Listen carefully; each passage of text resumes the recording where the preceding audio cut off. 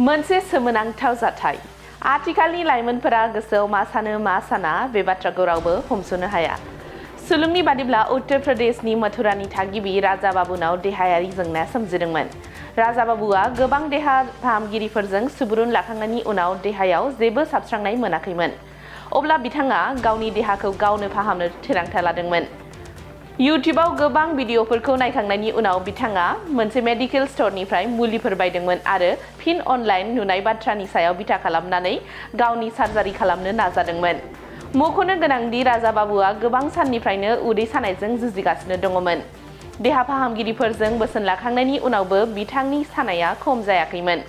बिथांनि बादिब्ला जेब्ला सानाया सहायथावै जादोंमोन अब्ला बिथाङा मथुरायाव थाङो आरो मोनसे सार्जिकेल ब्लेड, सिलाइ खालामग्रा मुवा आरो एनेस्थेटिक इन्जेक्सन बायदोंमोन। बिथाङा गावनि खथायाव अपारेशन खालामनो जागायो। दसे समनि उनाव जेब्ला एनेस्थेसियानि गोहोमा जोबलांनो हमो अब्ला बिथाङा गोब्राब सानायखौ मोनदाङो आरो होख्रावना बायजोआव ओंखारबोयो। बिथांनि गाबनायखौ खोनानानै नखरनि सुबुंफोरा गोमोदोंमोन आरो थाबैनो बिथांखौ देहा फाहामसालियाव लांदोंमोन। राहुल, जाय राजा बाबुनि बियादै, बिथाङा राजा बाबुखौ जिल्ला देहा फाहामसालियाव लाबोदोंमोन। बिथाङा फोरमायबावो दि 9 बोसोरसो सिगां राजा बाबुआ एपेन्डिक्स सार्जारि खालामजादोंमोन। मख'नाया गोनांदि राजा बाबुआ थांनाय माखासे साननिफ्रायनो उदै सानायजों मोगा-मोगि जागासिनो दङमोन आरो गोबां डक्टरफोरनि बोसोन लासेयावबो जेबो देहायारि साबस्रांनाय मोनाखैमोन। बै समावनो राजा बाबुआ गावखौ फाहामनो थिरांथा लादोंमोन। बबेखानि बिथांनि थासारिया गाज्रिसिन जानायलाय राजा बाबुखौ साबसिन फाहामथाय होनो थाखाय आग्रानि एसएन देहा फाहामसालियाव दैथायहरनाय जादों।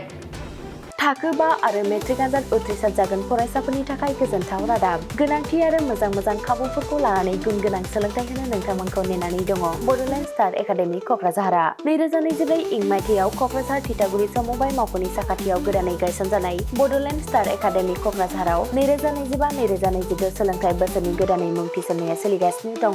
बड'लेण्ड स्टार एकाडेमियाव 6 थाखोनिफ्राय 9 थाखोसिमनि फरायसाफोरा बर' बिजोङाव आरो 11 थाखोनिफ्राय 12 थाखोसिमनि फरायसाफोरा बर' बिजों आरो इंराजि बिजोङाव मुं थिसननो हागोन। बेनि थाखाय आर'ज बिलाइ आरो फान्डुलिपि बिलाइगासिनो दङ। 11 थाखोनिफ्राय 12 थाखोसिमनि फरायसाफोरनि थाखाय आखा-फाखा आरो रोंगौथि गोनां फोरोंगिरिफोरखौ लानानै साइन्स, कमार्स एन्ड आर्टस मोनथाम स्ट्रिमनि सायाव फरायसाफोरखौ गुन गोनां सोलोंथाइ होनानै बायदि बिथिंजों सोरगिदिं जौगाखांनाय लाबोनो साखाफारा क'क्राझारनि थिथागुरियाव थानाय बड'लेण्ड स्टार एकाडेमिया।